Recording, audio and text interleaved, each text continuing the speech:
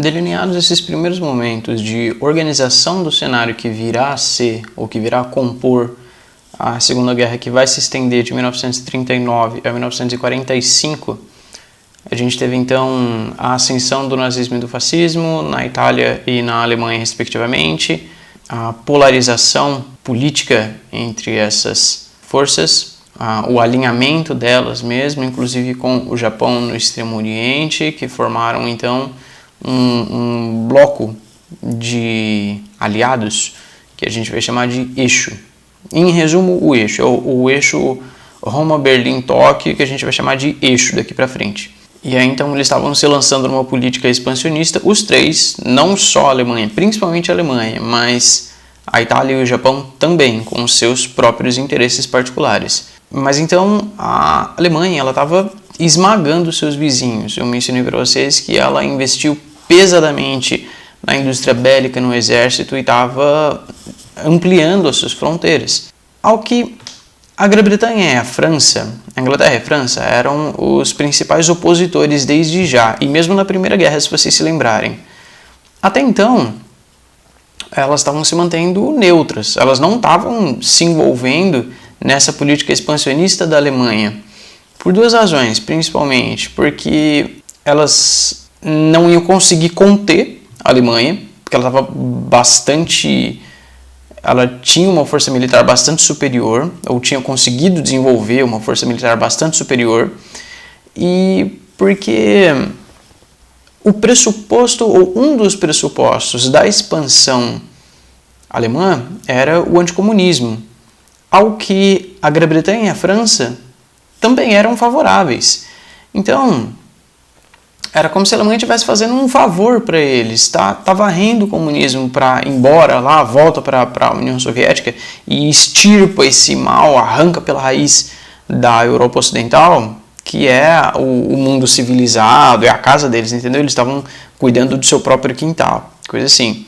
Até por isso, a Grã-Bretanha e a França não se envolveram num primeiro momento dessa expansão alemã. Eles estavam meio que alheios a tudo isso. Só que era bom formalizar esse negócio, né? Para não gerar um estranhamento, qualquer motivo para conflito. Ou depois da Primeira Guerra, ficou um baita de um trauma, né? Apesar do sentimento de humilhação da Alemanha a princípio e aquele desejo de revanche e tal, tinha alguns cuidados a serem tomados. Para negociar essas anexações que a Alemanha estava fazendo, os principais representantes da Itália e da Alemanha, da França e da Grã-Bretanha se reuniram na Conferência de Munique em setembro de 1938 para discutir o que fazer. E aí, galera, vai ficar assim mesmo? Vai ficar por isso mesmo? Vocês estão achando ruim? Qual que é? E a Alemanha conseguiu acordos de anexação, ou sobre essas anexações, pacíficos com a França e a Grã-Bretanha, que elas não interviriam nesse momento. Isso significou uma grande vitória para a Alemanha, que impulsionou ainda mais as suas conquistas vindouras. Esses acordos eram na intenção de evitar uma nova guerra, uma guerra com as proporções da primeira, ou mesmo com as proporções que essa segunda veio a ter nos meses subsequentes. Então, o que aconteceu? A Grã-Bretanha e a França, elas começaram a se preocupar com o avanço alemão. Talvez depois de já ter passado do ponto de não retorno, porque ele já estava inflando o seu território de maneira tal, e o objetivo era justamente ter uma base de apoio militar para invadir a França e atacar a Grã-Bretanha, para consolidar a sua hegemonia na Europa. A Inglaterra e a França começaram a se preocupar com esse expansionismo alemão e eles prometeram total apoio à Polônia caso a Alemanha invadisse ela. Isso veio a público, né? Era público e notório, era meio que um recado para chega, né? Até aí você foi, mas para além disso, não, a Polônia não tem conversa, a Polônia não vai invadir, se invadir o bicho vai pegar. E nessa equação a gente tem também a União Soviética, né? que vem num crescendo também, desde o fim da Primeira Guerra, desde aquela reorganização interna que ela fez, em 22 criou a União Soviética, em 24 primeiro estabeleceu a nova política econômica, e o Stalin assumiu em seguida, e ela vem num crescendo, num grande desenvolvimento, já é uma das grandes potências mundiais, e ela tem que ser consultada em algum momento, né? Até porque esse plano de expulsão, de eliminação do comunismo, interessa diretamente à União Soviética, que é um epicentro dessa ideologia. Ainda que, lembram, naquela briga de sucessão do Lenin entre o Trotsky e o Stalin, que o Trotsky ele queria uma revolução mundial, ao passo que o Stalin preferia fazer uma revolução estritamente soviética, pelo menos no primeiro momento. Então, ainda que ele tivesse mais voltado para dentro do que para fora, eles que disseminam, principalmente, ou eram os principais detentores desse título de carregar o sistema comunista, socialista nas costas. Mas então, e a União Soviética? O que fazer com ela? Ou sobre ela? Ou o que é a União Soviética? Qual que é o posicionamento dela em relação a tudo isso que está acontecendo? Ela está alheia? Danem-se, matem-se, aí isso não é problema meu? Mais ou menos. O Hitler, ele tinha receio que a União Soviética se aliasse à Grã-Bretanha e à França para deter o avanço alemão. Ao mesmo tempo, Stalin tinha receio que a Alemanha invadisse a Rússia, e ele tinha a plena convicção de que, caso houvesse um confronto armado, a União Soviética seria a única capaz de enfrentar a Alemanha. Então, eles se anteciparam a tudo isso e propuseram um ao outro um pacto um pacto de não agressão, o chamado Pacto Nazi-Soviético de Não Agressão, que foi firmado em 1939. A Alemanha não estava dando muita bola para as ameaças da Grã-Bretanha e da França e ignorou aquele ultimato, aquela advertência sobre a Polônia. No dia 1º de setembro de 1939, a Alemanha efetivamente invadiu a Polônia. Eles tinham prometido, né, total apoio à Polônia em caso de invasão. Eles não podiam mais ficar alheios a tudo isso e tiveram que se manifestar, e o fizeram. 2 dias depois foi declarada a guerra contra a Alemanha. Então aí a gente marca o início da Segunda Guerra, em setembro de 1939, 3 de setembro de 1939. Essa invasão da Polônia ela foi devastadora e foi muito rápida. Em pouco mais de um mês, a Polônia já não existia mais como um país independente. Ela foi dividida entre a Alemanha e a União Soviética. Milhares de poloneses foram levados para a Alemanha para trabalhar em campos de concentração, em condições desumanas, que vocês certamente já têm algum repertório sobre isso, mas eu vou mandar vocês pesquisarem mais para fazer alguns trabalhinhos. Eu preciso elaborar esses enunciados, né? Para vocês começarem a trabalhar com isso aí sozinhos de maneira autônoma.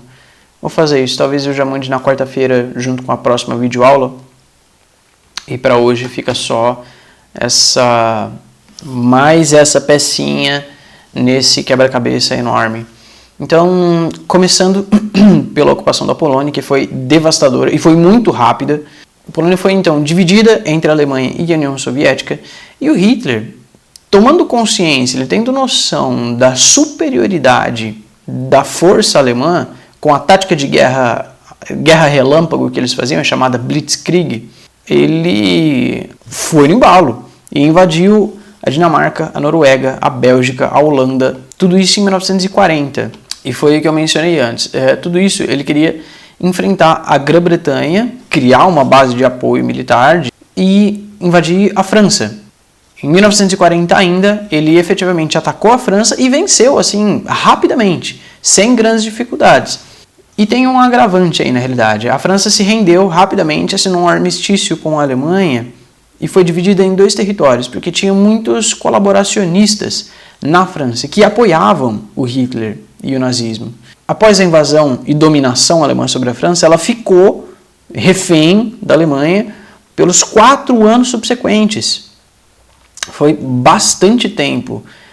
E dividida em 2 territórios, então. Uma parte norte, com a capital em Paris, dominada diretamente pelos alemães, e foi feito um governo no sul, a chamada República de Vichy, não sei, vou deixar escrito aí para vocês, que era um governo colaboracionista aos alemães, governado por um cara chamado, um general Henri-Philippe Pétain. Mas mesmo nesse cenário muito pouco favorável, naturalmente que existiam forças de oposição ao nazismo e a esse regime colaboracionista. E essas forças de oposição foram encabeçadas por um cara chamado Charles de Gaulle, que vai ganhar bastante proeminência nesse momento e depois. Quando acabar a guerra, ele vai ser elevado ao cargo de primeiro-ministro, ele vai ter uma longa carreira política na vida pública por vários anos, até morrer. Eu vi um videozinho dele e reparei, ele é alto pra caramba. Aí eu fui procurar depois, ele tem 1,92 de altura. Então, a França já foi botada abaixo, já entrou no bolso dos alemães. E a Grã-Bretanha, que era até então a principal força de oposição a esse avanço alemão? A Grã-Bretanha era governada pelo primeiro-ministro Winston Churchill. E eles tinham como uma arma bastante efetiva de combate a esse avanço alemão, lembrando que a Grã-Bretanha é uma ilha. Então não dá simplesmente para marchar sobre ela. Inclusive essa foi uma defesa estratégica das mais salvadoras da Grã-Bretanha desde o início do desenvolvimento dos reinos e impérios naquela ilha. Até por isso ela se desenvolveu, teve uma proeminência marítima desde fins da Idade Média. Então, a Grã-Bretanha, com o Churchill, eles tinham uma força aérea, Royal Air Forces, que vocês podem ver pela sigla de RAF, R-A-F, e eles dispunham de radares bastante modernos que se antecipavam aos bombardeios, aos ataques da Luftwaffe, que era a força aérea alemã, aquela mesma que bombardeou Guernica na Guerra Civil Espanhola, que nós conversamos na última aula.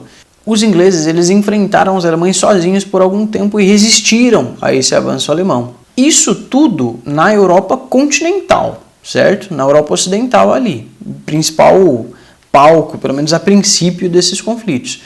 No Mediterrâneo também estão acontecendo vários embates.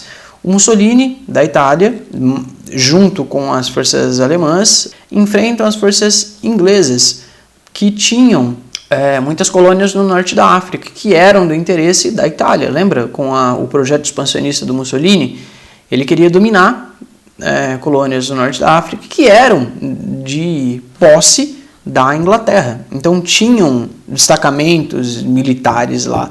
E esses conflitos se estenderam até aquela região também. Estava se operando uma guerra na Europa continental, no Mediterrâneo, nesse primeiro momento. O Mediterrâneo que inclui os Balcãs. Talvez esse nome não esteja fresco na cabeça de vocês, mas vocês vão se lembrar que quando vocês estudaram lá a Grécia Antiga, os Balcãs é a região onde floresceu a Grécia. Então a Grécia está nos Balcãs, que é mais ou menos perto ali da Península Itálica. Eu vou pôr um mapinha aí para vocês verem. Então, em 1941, essa coligação, essa força conjunta do nazismo e do fascismo, que a gente vai chamar de nazifascismo, ocupou parte do norte da África e os Balcãs, incluindo a Romênia, a Grécia e a Iugoslávia. E a gente vai voltar a falar da Iugoslávia mais para frente, quando acabar a guerra. Toda essa região dos Balcãs, na realidade, vai sofrer consequências bastante drásticas desses anos em diante.